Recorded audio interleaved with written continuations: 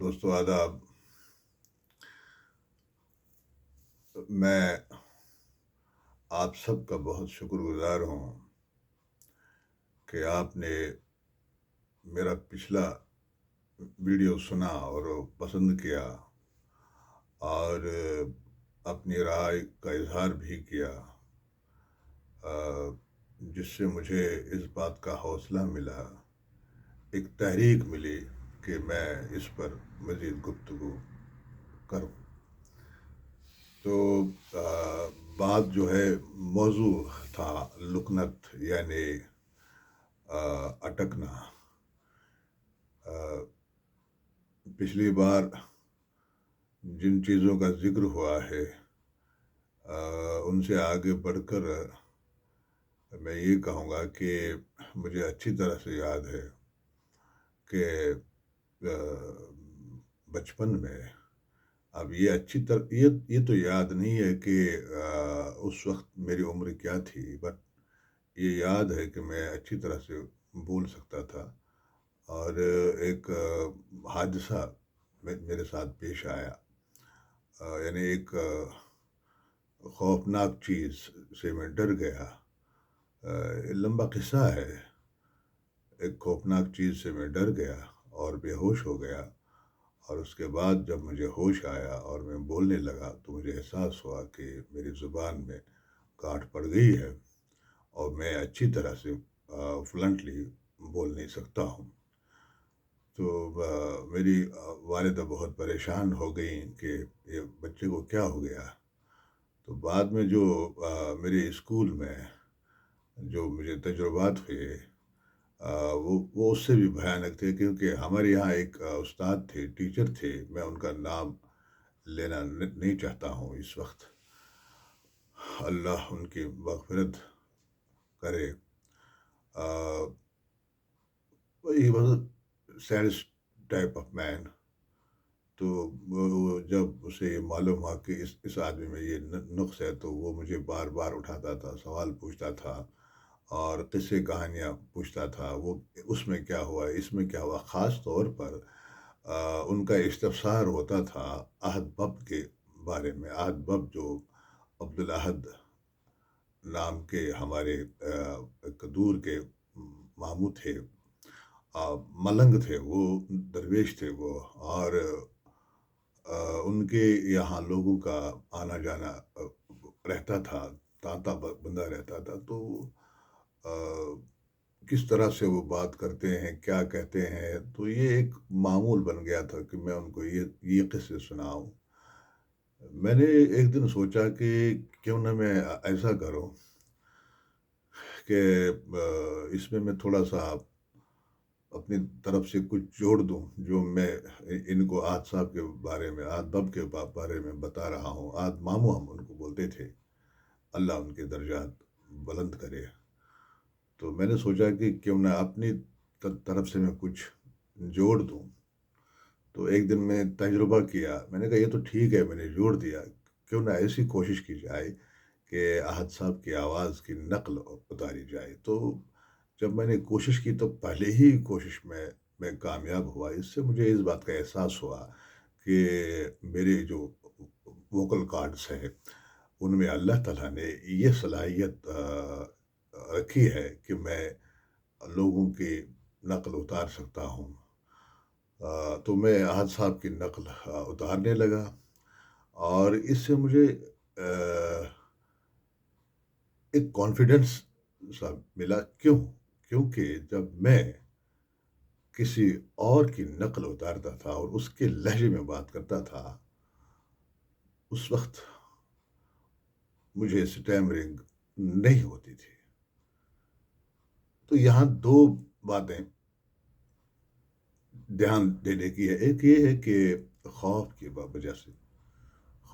کی وجہ سے آدمی کے اندر لکنت پیدا ہوتی ہے، اس کی زبان میں گانٹھ پڑتی ہے.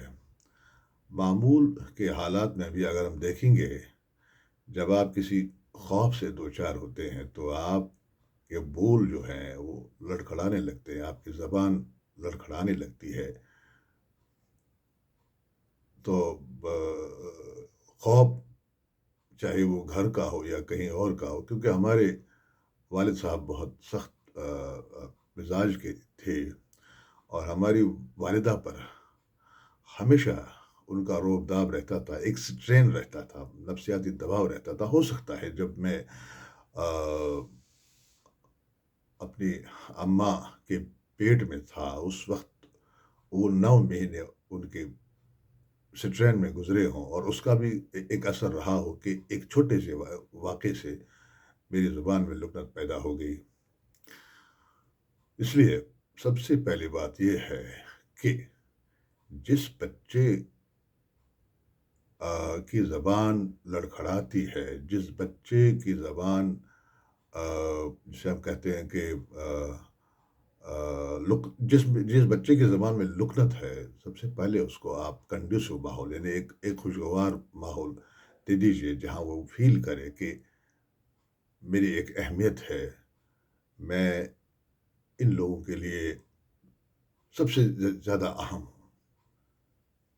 اس کو دباؤ میں نہیں رکھنا ہے، ایک ماحول ایسا دینا ہے کہ وہ اپنی فیلنگز کو، اپنے احساسات اور اپنے جذبات کا اظہار کرے۔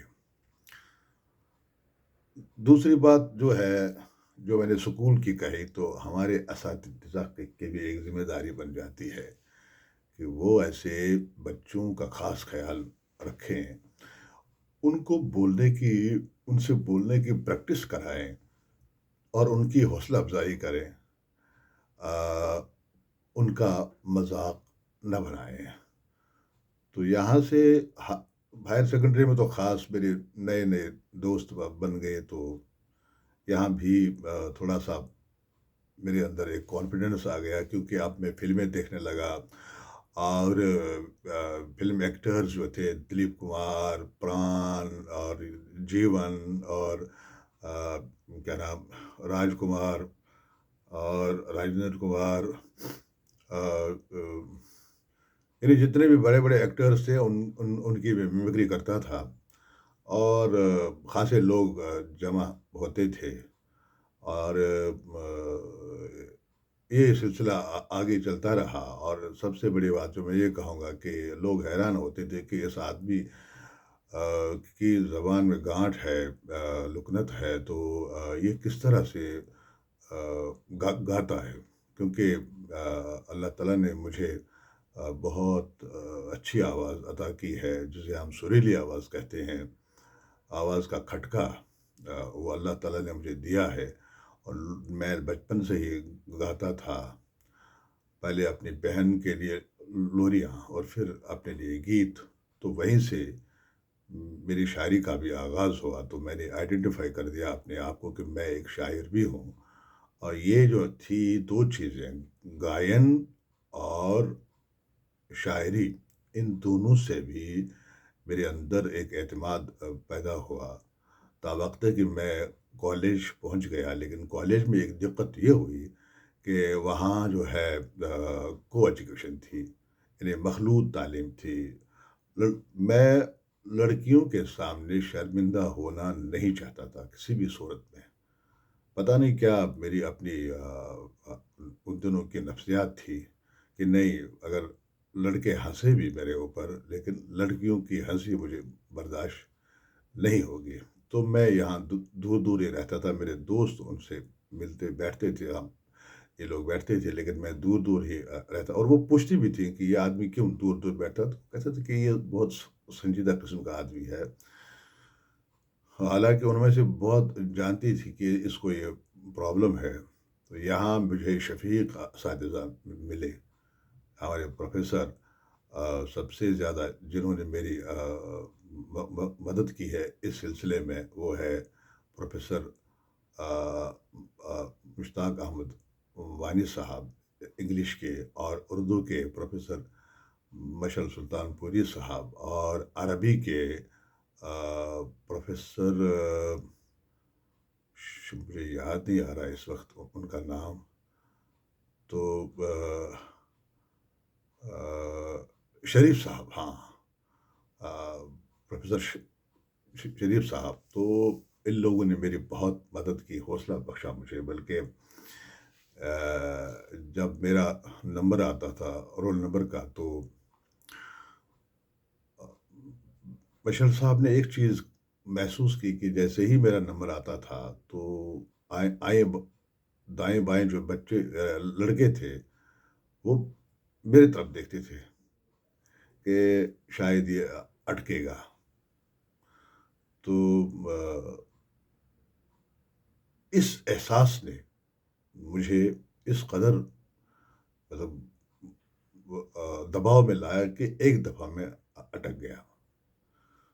تو جب میں باہر آ گیا، فیصل صاحب نے میرے کندھوں پر ہاتھ رکھا اور کہا، بیٹا سنو، جب تمہارا نمبر آئے گا تو تم یہ سر مت بولا کرو، اپنا ہاتھ اٹھایا کرو. میں نے کہا سر نہیں، ایک بات ایک بار اگر میں نے ہاتھ اٹھایا تو مجھے ساری عمر ہاتھ اٹھانے ہوں گے، اور ہاتھ اٹھانے کا مطلب ہے سرنڈر، اور میں سرنڈر کسی بھی حال میں نہیں کرنا چاہتا ہوں. میں نے تھوڑا سا اس پر قابو پایا ہے. اگر میں نے اس عذر کو اپنے ذہن پر حاوی کر دیا اور اس کو ایک کمزوری بنا دیا تاکہ مجھے کچھ چیزوں سے رعایت ملے، تو اس سے تو میری زندگی خراب ہی ہو جائے گی. تو بہت خوش ہوئے اور انہوں نے گلے لگایا مجھے اب بھی یاد ہے جب انہوں نے مجھے گلے لگایا تھا. انہوں نے اس دن اشکن پہنی تھی اور وہ ان کی وہ خوشبو، ایک خاص خوشبو ملتے تھے. مجھے اب بھی یاد ہے. کیسے شفیق اساتذہ تھے. اللہ تعالیٰ ان کی مغفرت فرمائے، ان کے درجات بلند کرے. یہاں سے جو نکلا تو تھوڑا سا ایک کانفیڈنس آ گیا تھا، لیکن پروفیسر مشتاق وانی صاحب اور ہمارے ایک بڑے بھائی، بھانجے ہی مان لیجئے، فاروق پیر صاحب، جنہیں عام طور پر پیر صاحب کہتے ہیں، ریٹائرڈ IAS آفیسر ہیں. تو یہ دوست تھے آپس میں. اور کیونکہ ان کے بھائی، فاروق صاحب کے بھائی میرے دوست تھے، عبدالحق مرحوم، تو میں ان کے ہی گھر میں ہوتا تھا. تو بھائی جی بولتے ہیں ہم ان کو، اللہ ان کو سلامت رکھے. تو یہ جب ڈسکشن آپس میں کرتے تھے تو مجھے ضرور اس میں شریک کرتے تھے. بعد میں مجھے احساس ہوا کہ یہ چاہتے ہیں کہ میں بولوں ان کے سامنے، ایکسپریس کروں، ایک خوشگوار ماحول بن جائے جس میں میں بول سکوں. تو یہاں مجھے جب کہتے اعتماد حاصل ہوا. اصلی جو ہے قابو پانے کے جو طریقے ہیں، کس طرح سے اس پر میں نے مکمل طور پر الحمدللہ قابو پایا ہے، وہ میں آپ کو آنے والی ویڈیو میں بتاؤں گا. فی الحال ویڈیو لمبا ہوا تو 13 منٹ 38 سیکنڈ بلکہ 40 سیکنڈ ہو گئے، اور اس وقت رات کے صبح کے 5 بج چکے ہیں. تو آپ اپنا خیال رکھیں اور اپنے بچوں کا خیال رکھیں، اور خاص کر جن کے بچوں کے اندر یہ لکنت ہے وہ اس بات کو یاد رکھیں کہ یہ کمزوری ٹھیک ہو سکتی ہے، اس پہ قابو پایا جا سکتا ہے، لیکن تھوڑی سی محنت کی ضرورت پڑتی ہے. بہت بہت شکریہ. اللہ آپ کو سلامت رکھے، اپنی دعا میں یاد رکھے. اللہ حافظ. السلام علیکم.